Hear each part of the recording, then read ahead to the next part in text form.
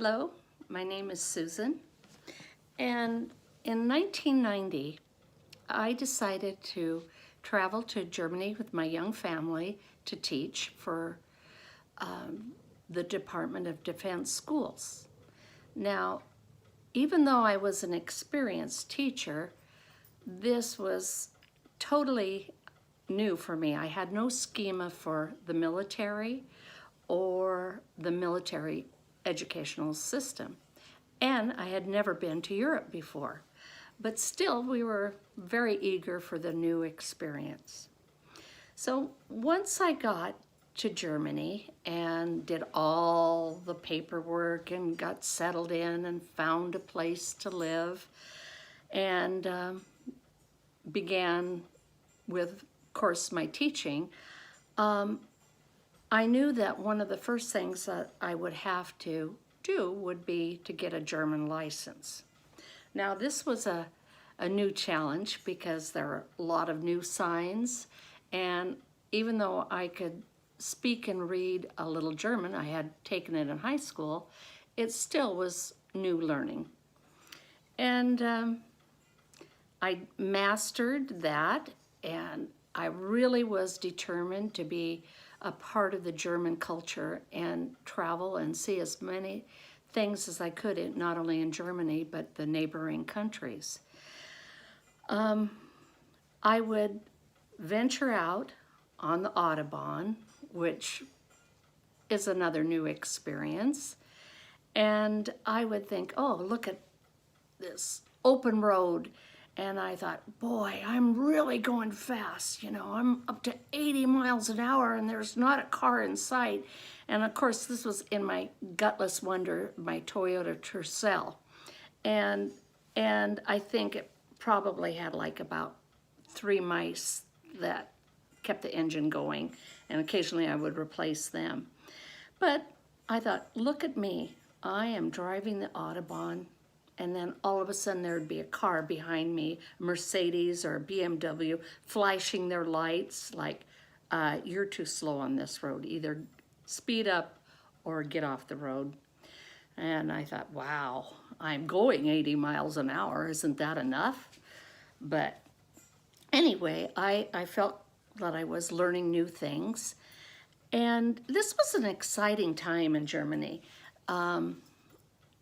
The wall had come down, and there was a lot of new opening up of new countries to go to, and they could travel over to Germany, and that was all exciting. Also, there was the Gulf War, which was pretty frightening for me and the military families there, and that was a new experience. Again, I still was taking it all in and trying to really learn new things. One of the things that I thought I had mastery of was the German language, like I told you. But little did I realize that I had learned High Deutsch, or what they call Hochdeutsch. And sometimes I couldn't understand what some of the people in the community were saying. I taught on Göppingen base, which was in the Swabian Alps area. And I finally discovered that, like in America, we have dialects. Well, they have dialects too. And so I just kept my ear tuned in, and I thought, well, with time I will get all of this, but not to worry, because I taught on a military base and everyone spoke English there. And then I also found that most of the German people not only could speak their native language, but they could speak English very well, and sometimes 2 or 3 other languages. And so I would talk to my neighbors, and I would start to speak in English, and they would say, Nein, Susan, du bist in Deutschland, sprechen Sie Deutsch, and kind of smile and laugh, which meant, you're in Germany, now you need to speak German, which helped me to learn the language even more. Well, like I said, this was an exciting time. Czechoslovakia, which it was called then, opened up its borders, and our school set up an exchange with a school in Prague. And we were having some of our students' children going over to Prague, which my children were a part of, and some of the teachers, and I happened to be one of the teachers to go over there as well, and visit and get to know their system. And in return, they would also send children over to us to visit sometimes, and some of their teachers. So when this was going to happen, I knew I was going to be host to 2 teachers from Prague. I quickly tried to find out as much as I could about them, what grade level they taught, their names, of course, and I was wise enough to ask what languages did they speak.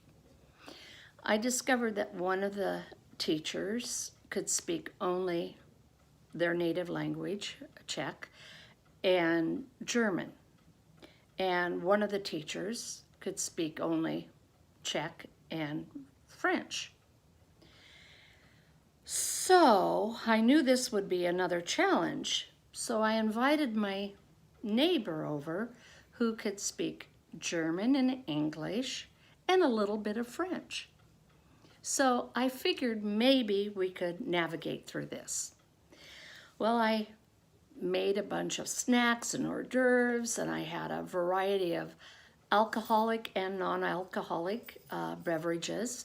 So when they came to my house to stay, I offered them, what would you like to drink? And in a roundabout way, we figured out, everyone kind of pointed to the champagne. They said, champagne.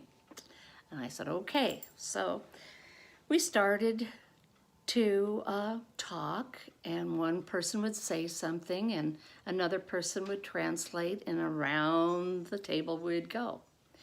Well, the interesting thing was that the more champagne we had to drink, the more fluent we all became.